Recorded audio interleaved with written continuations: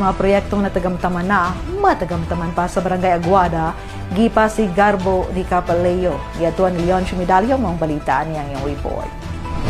Padayon sa kanunay ang asenso sa Samis Administration sa paghatag ug pagtagad sa mga proyekto o infrastruktura nga dakong tabang sa katawan ug makatampo sa kaayuhan o pag-asenso sa dakbayan. Adlong Martes, Hulyo 29 ning tuiga, personal nga mibisita ang asenso sa Samis News Channel sa opisina ni Barangay Aguada Kapitan Leo Pigalan aron masayran ang mga kabag-uhan o kahimtang sa mga proyektong nahatag sa ilang barangay. Lakip na sa mga patuman na nga proyekto mao ang pagbutang sa mga traffic lights, CCTV cameras, drainage system ug ang bag-ong nahuman nga school fence o gate sa Andrea D. Costonera Elementary School. Naghatag usab og update ang Kapitan kalabot sa kasamtangang construction sa 3-story multipurpose building sa Barangay Aguada nga kasamtangang ana sa 20 to 30% completion. Project hisgutan, unahon na ito marutag sa tagsaong yun ako.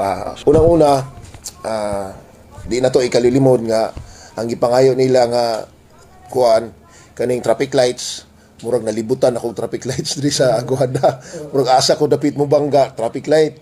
So kana siya, grabe kay tabang na siya sa unang-una, tabang anak niya sa road accident.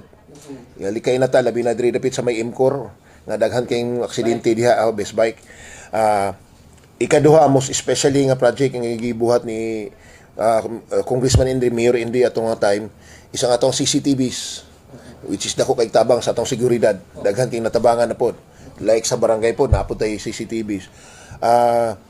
Ikatulo, murag drainage system siguro na to ang nagkamulo na og buhat. Dayon ang drainage system na to sa Andrea Costonera Elementary School, ang newly constructed na to nga fence o gates, nakita nato kung makasuroy na to, pwede na to suroyon, iturta mo dito sa mga projects nga nahumana. Dayon ang pinaka major project nato karon diri sa Aguada kani ang 3-story multipurpose building nga kung makita nako sa kung gisulti ganiha kang Brad Tata nga murag naa sa 20 to 30% na siguro ni nga completion. So dako kay siya tabang. Nahibaluan na ang construction sa 3-story multipurpose building daan ang nasugdan sa panahon ni kanhi Mayor sa Dakbayan o karon asenso Pinoy Representative Attorney Henry Indy Waminal Jr. nga bugos nga gisuportahan sa kasamtangang mayor sa Samis nga si Attorney Sam Norman Go Puentes. Sumala pa ni Barangay Kapitan Pigalan dako ang iyang garbo og pasalamat sa naisgutang proyekto labi na nga naglakip kini sa substation para sa fire department. Ikipanghinambog yun ako na sa among team sa team Asenso Aguada kauban sa akong mga barangay council. Proud me nga natukuran mi og kanang newly kaning ato ang bag-o nato nga barangay hall.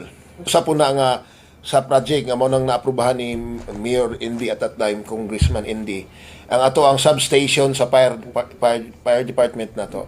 Diri sa ubos. Ang katunga sa substation sa fire din, ang katunga po opisina ug ang taas.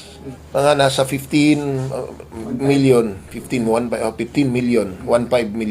So ingana kadako ang gihatag sa ato karon ni Congressman Indy. Naghisgot usab ang kapitan kabahin sa target nga pitsa sa pagkumpleto sa ongoing 3-story multipurpose building nga gikatagdang mahuman sa bulan sa Disyembre. Ang target date ani mga December, hopefully unta mahuman December.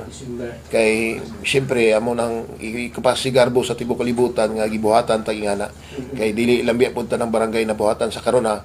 Pero hopefully nga mahatagan ng tanang barangay, depende na lang po silang pangayo. Ang mga proyekto o inisyatiba nga natagamtaman sa Barangay Aguada bunga sa lig-on nga panaghiusa o tinud-anay nga panagtinabangay sa mga lideres sa Team Asenso uban sa suporta sa amahan sa Dakbayan Mayor Attorney Sam Puentes nga misunod og mipadayon sa mga nasugdan ni kanhi Mayor o kasamtangang Asenso Pinoy Congressman Attorney Indy Waminal uban ang lig-on nga suporta nila Governor Henry S. Waminal og 2nd District Representative Congressman Sancho Fernando Ando Waminal. Nagapadayon ang pag-asenso sa Dakbayan sa Samis. Alang sa Samis, ako si Yonsho Medalyo. Salamat, Leon.